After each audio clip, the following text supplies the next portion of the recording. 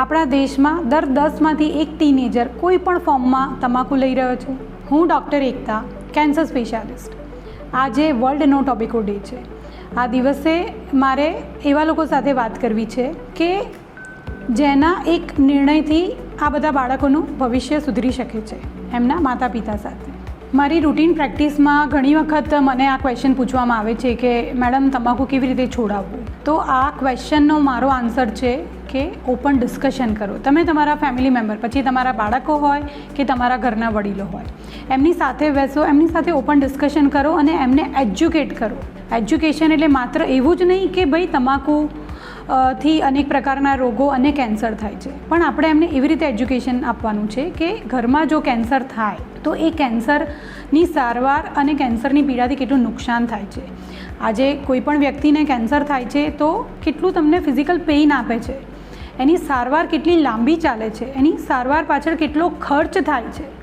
અને એ કેન્સરની સારવાર માટે જો કોઈ અંગ કાપવું પડે, સે ફોર એક્ઝામ્પલ જીભ છે, ગાલ છે, તો એ પછીના જે સેલ્ફ ઇમેજના પ્રશ્નો હોય છે, બધા કેટલું મેન્ટલી હાર્મ પહોંચાડે છે. મારા મતે કેન્સર એ માત્ર ફિઝિકલ પેઇન જ નથી, પણ એ આખા ફેમિલીને મેન્ટલી ડ્રેઇન કરે છે, સોશિયલી ડ્રેઇન કરે છે, ઇમોશનલી ડ્રેઇન કરે છે. કલરફુલ પેકેજીસ, કૂલ ઇમેજીસ, ફ્લેવર્ડ થિંગ્સ, પછી ઈ સિગારેટ્સ હોય કે પછી સ્લીક વેપ્સ હોય કે પછી હુક્કા હોય, આ બધું ઇન્ડસ્ટ્રીયલ સ્ટ્રેટેજી છે to earn money out of you. You are not just paying money, you are paying your life.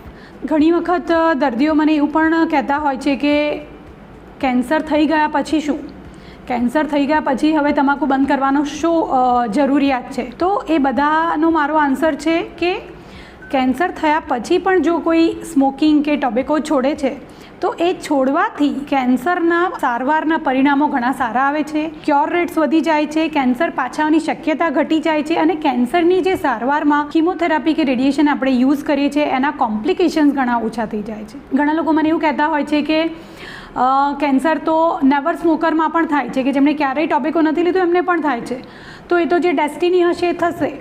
તો મારે એવું કહેવું છે કે કેન્સર જે નેવર સ્મોકરમાં થાય છે અને કેન્સર જે સ્મોકર્સમાં થાય છે, સે ફોર એક્ઝામ્પલ લંગ કેન્સરની વાત કરીએ તો એ બંનેના કેન્સર લંગ કેન્સર જ હશે, પણ એની બાયોલોજીમાં બહુ જ મોટો ડિફરન્સ હોય છે. જે સ્મોકરમાં કેન્સર થાય છે એ વધારે એગ્રેસિવ હોય છે, એનું નેચર વધારે ખરાબ હોય છે, એને ટ્રીટ કરવો કે એને કાબૂમાં લેવું વધારે ડિફિકલ્ટ હોય છે as compare to never smoker કે જેમને લંગ કેન્સર થાય છે. One less cigarette, one less vape and one more informed mind at a time. Choose life, choose health. Thank you.